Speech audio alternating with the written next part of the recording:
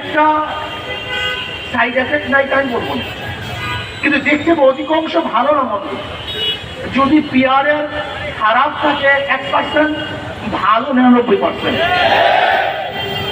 PR এর বিপক্ষে যদি বক্তব্য দেওয়া যায় 2%, তাহলে পক্ষে বক্তব্য দেওয়া যায় 98%। পিআর এর ব্যাপারে সবচেয়ে বড় তাদের প্রশ্ন কি? কাকে ভোট দেবেন, কে নির্বাচিত হবে? এটা তাদের সবচেয়ে বড় প্রশ্ন। স্থিতিশীল গভর্নমেন্ট হবে না, স্থিতিশীল সরকার হবে না। আমি তাদেরকে প্রশ্ন করতে চাই, ধরে নেন আজকে যে পদ্ধতিতে নির্বাচন হচ্ছে সেখানেও যদি এককভাবে কেউ সংখ্যাগরিষ্ঠ অর্জন না করে, সংখ্যাগরিষ্ঠ না পায়, তাহলে সেই পার্লামেন্টের অবস্থাটা কি হবে?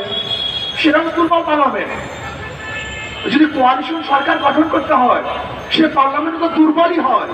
তার বর্তমান পরিস্থিতিতে পদ্ধতিতেও তো দুর্বল পার্লামেন্ট হওয়া সম্ভব। আর পিআর সিস্টেম নির্বাচন দিতে বিএনপির আপত্তি থাকারই কথা না, কারণ তাদের একজন উঁচু পর্যায়ের বক্তা বক্তব্য দিয়েছেন, উঁচু পর্যায়ের নেতা বক্তব্য দিয়েছেন যে 90% ভোট তাদের। যদি 90% ভোট তাদের হয়, তাহলে তারা আসন পাবে 270-এর উপরে। তাতে এককভাবে সরকার গঠন করতে পারছে, সমস্যা কোথায়? ঝামেলা মুক্ত সরকার গঠন করতে পারবে।